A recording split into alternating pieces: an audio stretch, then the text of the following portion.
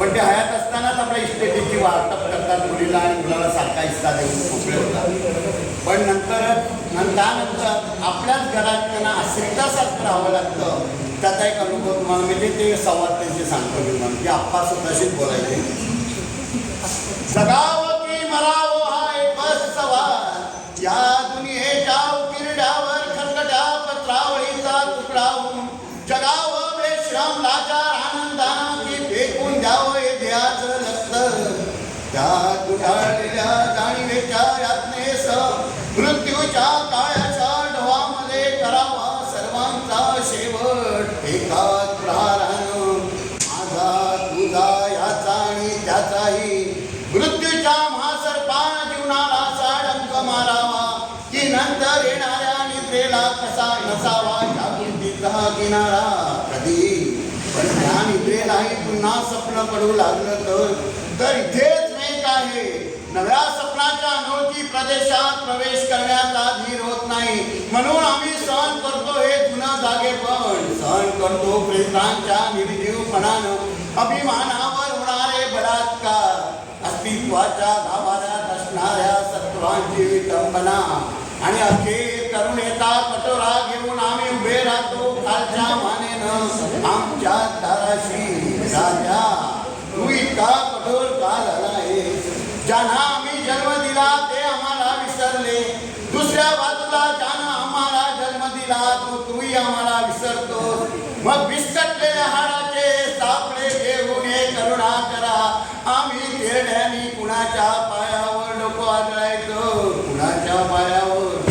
आपला बाप चोर आहे, आपली आई चोर आहे, मुख्य म्हणजे ती दोघं म्हातारडी आहे, थोडी पांगडी आहे, बेवारशी कुत्र्याप्रमाणे आपल्या आश्रयाला येऊन राहिली आहे.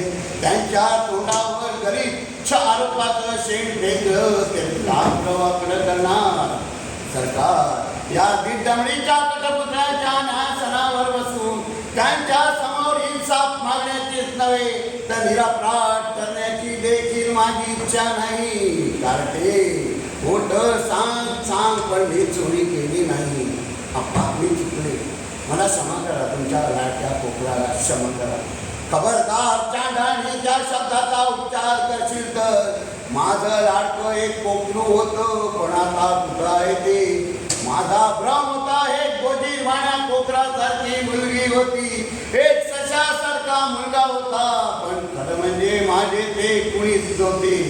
आभार फाटीवर घेणाऱ्या हत्तीलाही विचारा, तेही सांगतील कुणी कुणाचं नसतं. अंतराळात भटकणारा एखादा आत्मा आमच्या वासनेच्या जिन्यानं पृथ्वीवरच्या मातीत उतरतो आणि आम्हाला वाटतं आम्ही बाप झालो, आई झालो, पण सर्व खोटं खोटं. आम्ही फक्त जिने असतो, फक्त जिने.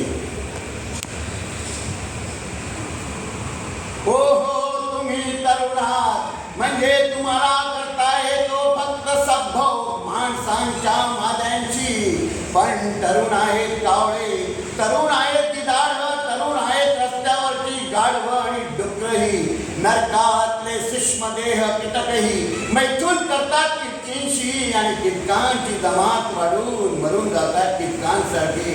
या देहभोगाच्या दलदलीतून उठून उभा राहिला एक माणूस, तुमचा आमचा बाप. त्यानं चिरून काढलं स्वतःचं शरीर आणि आकाशातील नक्षत्रावर त्या रक्तांत शिंपण करीत तो ओरडला, मी आहे का? दशदिशांतून उत्तर आलं, मी आहे आणि माझ्यात तूच आहे.